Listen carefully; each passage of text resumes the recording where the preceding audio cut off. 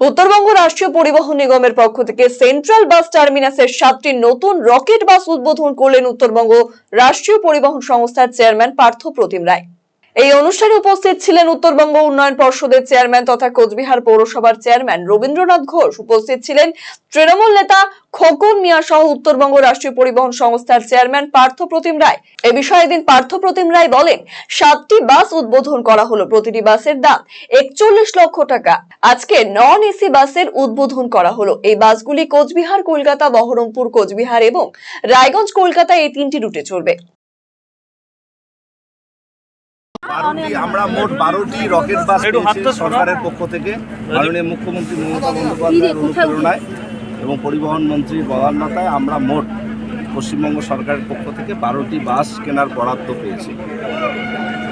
প্রত্যেকটি বাসের দাম 41 লক্ষ টাকা। আমরা প্রথম পর্যায়ে 3টি এসি রকেট এবং 2টি নন এসি 5টি বাস আমরা আনুষ্ঠানিক উদ্বোধন করেছি। আজকে 7টি বাসের নন এসি রকেট বাসের উদ্বোধন হচ্ছে। প্রত্যেকটি বাসের মূল্য 41 লক্ষ টাকা। আমরা 41 লক্ষ টাকা করে প্রত্যেকটা বাস কিনেছি। কোচবিহার কলকাতা, বহরমপুর কোচবিহার, রায়গঞ্জ কলকাতা, এই 3টি রুটে এই 7টি বাস চলবে। আর আগের বাসগুলো শিলিগুড়ি কলকাতা এবং কোচবিহার কলকাতায় চলছে। তো স্বাভাবিকভাবে এই রকেট বাস নতুন আসার ফলে আমাদের পরিষেবার ক্ষেত্রে একটা